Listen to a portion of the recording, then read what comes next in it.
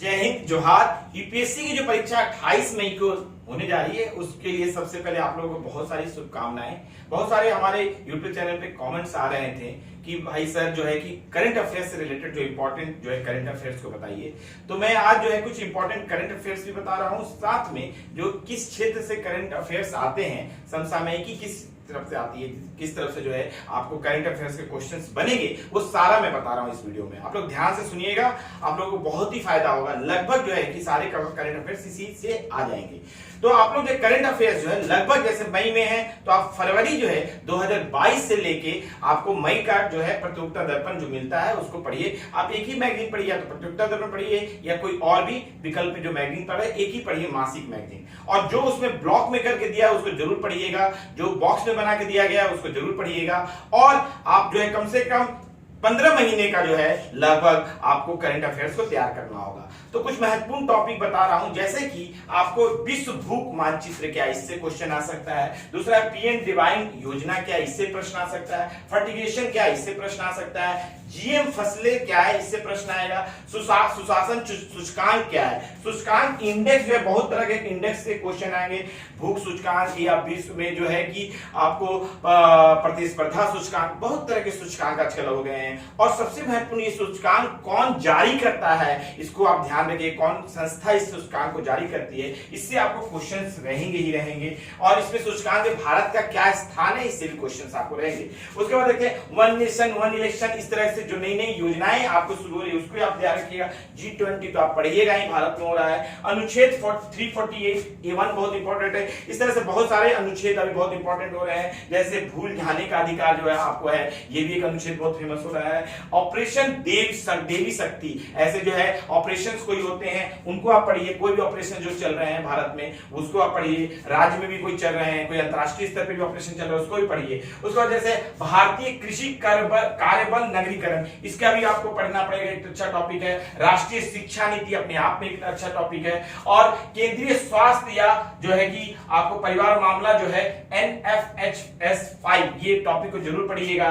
फिर वेब 3.0 क्या है, इसको जरूर पढ़िएगा। फिर कार्बोफ्यूरान क्या है, इसको जरूर पढ़िएगा, कार्बोफ्यूरान क्या है। फिर श्रीलंका पाकिस्तान में आर्थिक संकट क्या है, उससे संबंधित पढ़िएगा।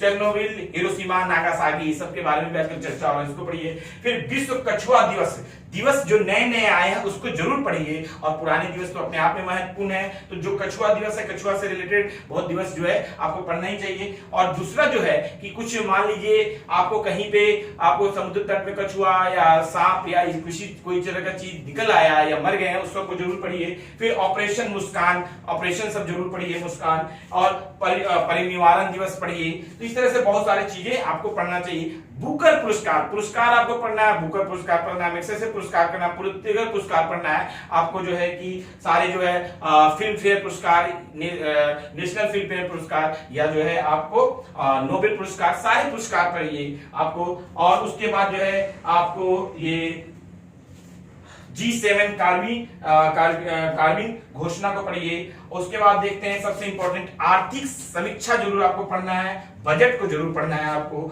महत्वपूर्ण जो है कि आपको संविधान संशोधन को आपको पढ़ना है, जो भी महत्वपूर्ण संविधान संशोधन इस साल हुए, जो महत्वपूर्ण स्थल या विरासत सूची हुआ है उसको आपको पढ़ना है। योजनाएं, केंद्र और राज्य की जो नई नई योजनाएं चली है उसको पढ़ना है। किताब किसी ने राइटर ने लिखा है उसको ध्यान में, तो किताब का नाम भी याद रखना है। फिर आपको संयुक्त सैन्य अभ्यास, भारत का जिसके साथ संयुक्त सैन्य अभ्यास होता है उसको भी देखना है। और नए जो है विज्ञान तकनीकी और प्रौद्योगिकी क्षेत्र में नए नए चीजों का आविष्कार हो उसको पढ़ना है। फिर अंतरराष्ट्रीय संधि कोई हुई है उसको पढ़ना है। फिर विश्व संगठन जो है, विश्व के जो संगठन है जैसे WTO हुआ या आपको IMF हुआ या कोई भी संगठन हो, उसका कहाँ समिट हुआ, क्या घोषणा हुई, उसको पढ़ना है। उसके बाद खेलकूद में पढ़ना है, उसमें खेलकूद में हर चीज का खेल के, जैसे शतरंज का कौन विश्व चैंपियन है या फुटबॉल का कौन अंतरराष्ट्रीय खिलाड़ी इस वर्ष का, क्रिकेट का क्या है। और महत्वपूर्ण जो है आपको उपलब्धि को पढ़ना है, जो अवार्ड मिला है उनको, और पुरस्कार को पढ़ना है खेलकूद से संबंधित, और कोई जीत हुई है किसी देश पे, कोई कप मिला है उसको पढ़ना है। फिर निधन जिसका हुआ है महत्वपूर्ण लोगों का, उसको पढ़ना है।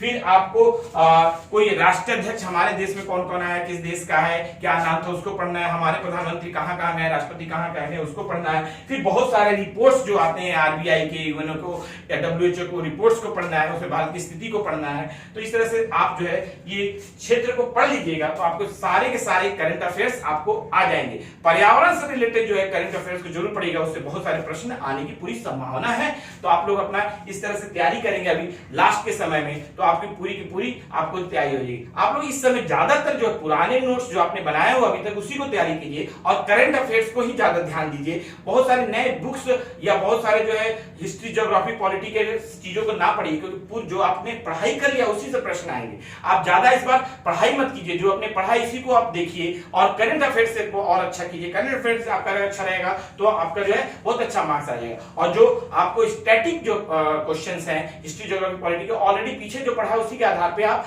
जो है अपने को तुक्का लगा के मारिएगा, अपने को सोच समझ के मारिएगा तो आपका सही हो जाएगा, एलिमिनेट करके मारिएगा तो आपका सही हो जाएगा। तो अभी ज्यादा आप नए चीजों को ना पढ़ें, मेरी तरफ से आप लोगों का यही सलाह है। आप लोगों का बहुत बहुत धन्यवाद। मैं आपको जो है बोर्ड छोड़ रहा हूं, आप लोग आप इसका क्लिक कर लीजिएगा, स्क्रीनशॉट ले लीजिएगा, जो चीजें मैंने लिखा है। आप लोगों को बहुत बहुत शुभकामनाएं। आप लोग पूरा ध्यान रखिए, परीक्षा के समय अपने को संतुलित रखिए, कोई भी गैर कार्य, अनावश्यक कार्यों में ना फंसिए और अपने को शांति रखिए, अपने पर भरोसा रखिए और दूसरों की चीजों को मत सोचिए। आपका अपना जो है मौलिक जो है जो योग्यता है उसके आधार पर आपका सिलेक्शन हो जाएगा। आप लोगों का बहुत बहुत धन्यवाद।